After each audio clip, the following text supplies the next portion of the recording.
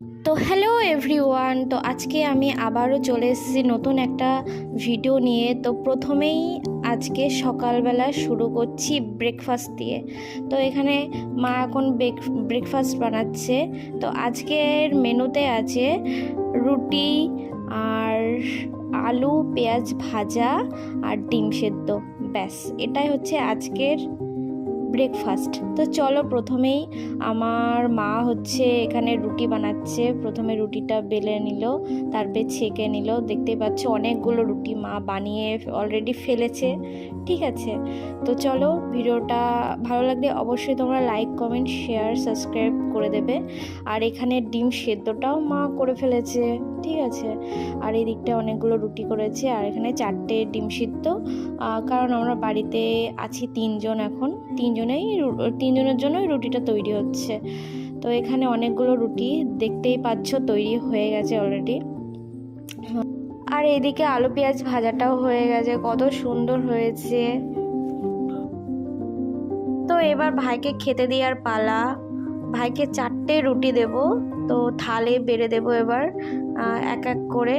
তো একটা রুটি দেওয়া হয়ে গেল, দুটো দেওয়া হচ্ছে হয়ে গেল, 3টে দেওয়া হয়ে গেল, 4টে দেওয়া হয়ে গেল। ব্যাস, এইদিকে রুটি দেওয়ার পালা কমপ্লিট। এইবার দিয়ে দেবো আলু পেঁয়াজ ভাজা, যেটা আমার খুব ফেভারিট। তো যাই হোক, ভিডিওটা তোমরা দেখতে থাকো, আর ভালো লাগলে অবশ্যই তোমরা একটা লাইক করে দিও ভিডিওতে, আর একটা কমেন্ট করে দিও। তো চলো, এবার রুটি আলু পেঁয়াজ ভাজাটা দেয়া হয়ে গেছে। এবার দিয়ে দিলাম একটা গোটা ডিম, যেটা সকালবেলা খুবই ভালো লাগে খেতে। তো চলো, এই যে আমার ভাই খেতে বসে গেছে, ওর জন্যই দেয়া হয়ে গেল। এবারও খেয়ে বলুক কেমন হয়েছে। যদিও আমি রান্না করিনি, মা রান্না করেছে, আর মার রান্না অলওয়েজ ফ্যান্টাস্টিক রান্না হয় আর কি।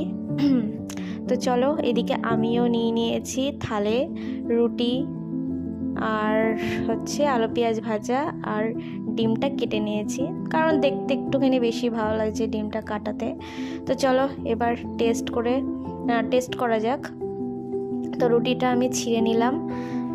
ছিঁড়ে নেওয়ার পর একটু আলু পেঁয়াজের তরকারি বা ভাজা বলা যেতে পারে, তো নিয়ে নিলাম।